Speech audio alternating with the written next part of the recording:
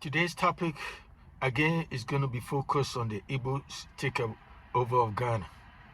And as I've said several times, and I'll keep repeating this, the Igbo issue is an itchy issue for me. It's something itchy in my body, and I'll keep on scratching it over and over again. I'm not going to stop till the Igbos leave Ghana, especially the economic refugee who has turned himself to be a king in Ghana. That's what I'm going to focus today again, and I'll keep doing it. So you have once again come to African Professor One on Twitter platform. I'm your spokesperson, your chief linguist, African Professor One. I ask you to subscribe, share if you haven't done so already.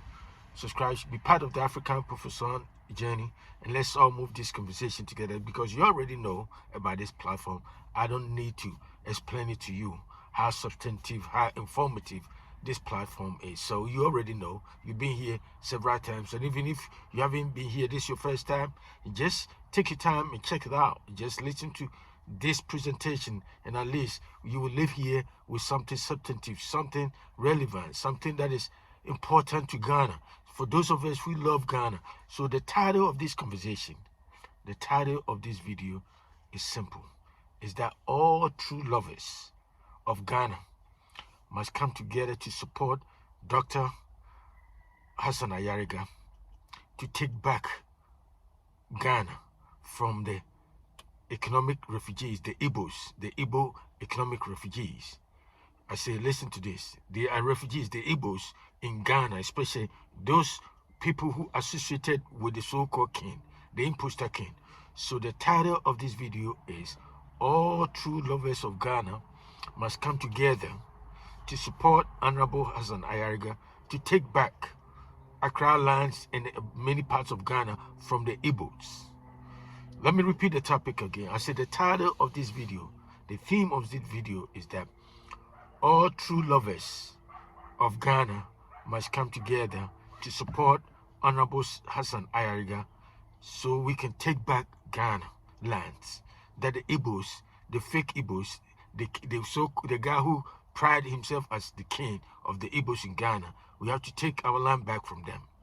So I'm saying all this, as you know, I'm saying all this to say that, I just heard about 2 or 3 days ago that the fake Igbo guy, the guy who came to Ghana as economic refugee, yes, he was an economic refugee, because if Igbo land, where he came from, was that good economically or socially, he wouldn't have traveled all the way to Igbo land and come to Ghana and try to take over Ghana. Because just like I said, many of us, we live in the United States. Some of us are spread out in Europe, in Australia, Canada, and everywhere, all throughout Europe. The reason many of us travel from Ghana and live in somebody's land, Abruchi land, is because if you look at the living conditions over where we live, it's far better from where we are, where we came from, Ghana. So that's a fact. That's true.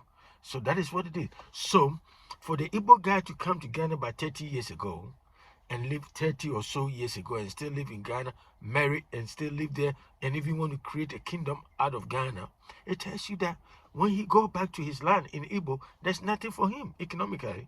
There's nothing there for him. No life there, no life over there.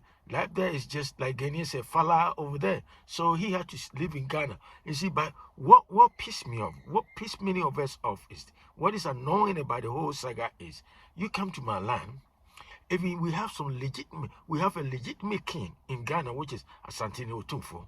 There's a lot of people, you can get some traditional chiefs, paramount chiefs, who are trying to compare themselves to Otumfo. They don't even want to recognize Otumfo as a king. But here is the case. You see a president, a whole president of Ghana, who is Mahama, was once, was caught on the tape calling that sucker, that Igbo sucker, that economic refugee who had turned himself into a king. Mahama was addressing him as His Majesty. Even I saw former President Kufuor was also addressing him as Your Majesty. Majesty for what?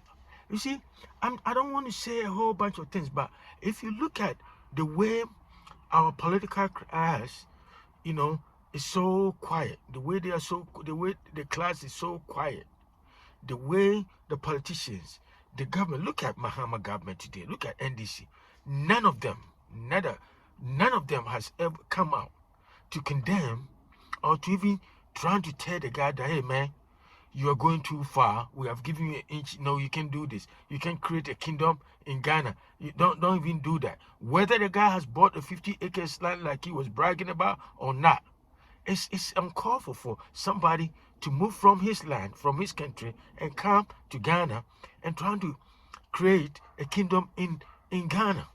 And he has the nerve also, he has that temerity to disrespect anybody who trying to let him know that, man, he can do what his misbehavior is out of the pay, is out of line. Anybody. He insulted Gamanche because Gamanche has sent a letter or a press release saying that the Igbo guy must suspend or should suspend the Yam Festival that was scheduled somewhere in September. The guy just came out. He came out right after Gamanche made that pronouncement that Gamanche need not do that because guess what? He himself had already suspended that Yam Festival indefinitely. So there's no point for Gamanche to say that. You see, all this tells you. And then he also said that all those Ghanaians, bloggers especially, he specifically mentioned bloggers. So I'm included. All those who blogging on the social media and criticizing or talking about him are uncultured. You see that? Can anybody, that's the point. I want all these Ghanaians, those people, Ghanaians, who think they know everything. Can any Ghanaian go to Igbo land, live in Igbo, and behave the way this economic refugee who has turned himself into a king? Can that anybody go to Igbo land, either Anambra State, Enugu State, or wherever, any of those Igbo, the southeastern part of the Nigeria, where Igbo predominantly live? Can any Ghanaian go over there and misbehave, or act the way this Henetu or wherever, that fake imposter chief or king is doing in Ghana? Can anybody do that? I just want you guys to be honest. That is what it is. So now, all this particular video, I'm appealing to all my listeners, all my viewers, that on 17th of October, maybe next week or so, 17th of October, there'll be a massive demonstration, or that's the day Hassan Ayariga, Dr. Hassan Ayariga may be appearing in court because that guy has the audacity to file a lawsuit against Dr. Hassan Ayariga, the champions, the only politician in Ghana, the only prominent politician in Ghana who has, set himself apart from the rest.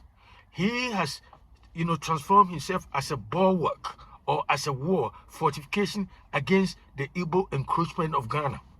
If it wasn't Hassan Ayariga, I don't know where this country would be now, and Menchia Palace, because the guy tried again.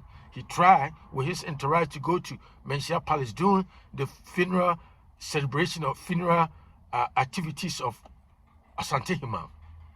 His main goal, his main objective was to get a chance to shake Otumfuo's hand to get that photo apps so he can show it, advertise to the whole world that guess what? You suckers who are criticizing me every day, you all Ashanti bloggers who are criticizing me every day, even your Ashanti king has, gave me the opportunity to come and shake, his hand because he recognized me as the king, bona fide king of Igbo people in Ghana. But I'm glad that the elders in Menchia, the officials in Menchia, they knew better. They knew better. They didn't allow this sucker because that guy level or status or wherever doesn't even reach the feet of Otumfuo. So there's no need. He doesn't have that clout. He doesn't have that status to go and shake Otumfuo's hand in that solemn occasion. And so I'm appealing to all Ghanaians to come out on October the 17th to support, to show your support, to show to all the politicians that yes, we are going to take Ghana back. We are here in America, but we throwing our moral support wherever we can do possible to support you guys. We will do it. And on October 17th, there's got to be a massive demonstration and a show of support, and send a strong message to that sucker, the strong message to that sucker, that economic refugee who has turned himself into a king in Ghana, that Ghana belongs to her. It doesn't belong to the Igbo people. If they know how to create a kingdom, they should go back to their land to create their kingdom over there, their so-called Biafra or wherever. Because guess what? The Igbo people tried that in Finland, in Europe. Finland, of all places, one of the most peaceful countries in the world. You have some Igbo people over there trying to cause a mess, political scene over there, and guess what? The Finland government, they're so smart. They have the interests of their country. They prioritize the interests of their country. Guess what they did? They shut down the Igbo mess over there because there was a guy called Victor Ekberg. He was supposed to be the leader, he called himself the prime minister of Ezra of the Igbo people. So he declared United States of Biafra in Finland. So as soon as the Finland authorities find out, they shut it down and arrested the guy, the leader of that guy who declared United States of Biafra in Finland. They arrested him and put him in jail. You can Google and find out. In Finland, in Europe. See, that is how the Igbos do. You give them an inch, they take a yard. But only in Ghana, we have leaders who are timid. The only thing they know how to do is to bluff over their own people, their own. So every day you hear them arresting this person, put this person in jail, ask the IGP to arrest this person. Almost all this political arrest is all about free speech. You see, Muhammad doesn't want anybody to criticize him about his excesses, his corrupt practices. The fact that he's giving all the Ghana minerals, gold and everything to his brother, all the concession, he has given to his brother Ibrahim Muhammad. And Ibrahim Muhammad is also, fronting as the most philanthropic guy in Ghana. And then when he give you money or, donate some favor or give you some favor, he doesn't want anybody to know about it. Because you know why? Because it's Ghana money. He doesn't want to show off for people to know that, where you get all this money from. Nobody's born yesterday. We wasn't born yesterday. We know what is going on in Ghana. So all that I'm saying is, all of us of Ghana come together to, give your full support for Hassan Ayariga, Honorable Hassan Ayariga, so that we can take our land back, Ghana back from the Igbos indignities, the Igbos disrespect, Igbos contempt, their disdainful attitude towards Ghanaians. They've been insulting Ghanaians, especially the refugee guy who said he's a king. I want to know by what authority? By what authority? Or based on what royal lineage or pedigree that the guy is, getting that kind of trying to, install himself a king in Ghana. You see, like I said, or I've been mentioning in all my previous videos, don't let anybody talk to me about xenophobia. Don't let anybody lecture me about xenophobia. Because if you don't understand the xenophobia, just shut up, keep quiet. Because if we want to talk about people who are more xenophobic, nobody can say more about, nobody can pass the Igbo people too. They are xenophobic for real. Because like I said, when we talk about xenophobia, it's not only you showing some hostility or animosity towards a foreigner or a stranger. If you do that tribe within a country, intertribal within a country, say I'm a Fulani and this person is Yoruba, and because of that I see him or her as strange or different from me. That's a form of xenophobic. And no group of people show that tendencies more than Igbo people. So don't lecture me about xenophobic tendencies, because all that we're saying here is we want the Igbo guy to shut down all his mess and take all his wife, whether they're Infante or Ashanti or wherever, take him to your land and create your kingdom over there. Go and get 50 or 1,000 acres in your own land, ancestral home, and build your kingdom, your palaces and everything. But you are not welcome to do that in Ghana. That's all we're saying. So the lawsuit you have filed against Hassan Ayariga, man, I think you are on some kind of drugs, man. The guy is on some kind of medication. He needs some medication, because I don't know any judge, any smart judge in Ghana, any smart Ghanaian judge who will look at the evidence, if there's any evidence, because the case doesn't even have any merit, all that we're saying is the guy is an imposter, because first of all, he claimed that he's a king, but he's not a king. So right there, that's the premise of our, or the bone of our contention. The guy claimed he's a king, but he's not. And so that was what triggered everything. That was the basis of everything, whether insult, a libel, or slander, or defamation, or whatever. What triggered the basis, the remote causes of all this, is the fact that the guy is claiming to be a king, and we find out that he's not a king in the true sense of the word. He's not. You can't come to somebody's land and create a kingdom in somebody's land. It's never done anywhere. So that is the basis of our argument. That's the premise of our argument. So since the premise is flawed, it's weak, everything that soccer is talking about, that Igbo soccer, that economic refugee is talking about, is merit. It doesn't have any merit, because if we dig deep and look at the basis, the premise of our argument, the reason we are insulting him, the reason we're saying all that we're saying about him, is because he's imposing on himself a title that he doesn't deserve, or it doesn't belong to him, because he's not a king in any way. So that is what triggered everything. So if you are a judge and you are that smart and you know the legal reasoning, there's no way you entertain this case without dismissing it. You have to dismiss the case outright. That is what we're expecting. Any Ghanaian judge, the high court judge, or wherever, that fake guy, that imposter, filed the case against Hassan Ayariga about defamation. Ask yourself, what triggered that defamation? Even if there's any defamation, any defamation issue, or any defamation thing happen, is because of what the Igbo guy, called himself. The fact that he want to create a kingdom in Ghana, and you cannot, nowhere in human history can you go to somebody's land and say, I'm creating a kingdom out of somebody's land. That's all we are talking about. So I know our politician has been compromised by the guy, because Igbos are very good at manipulation.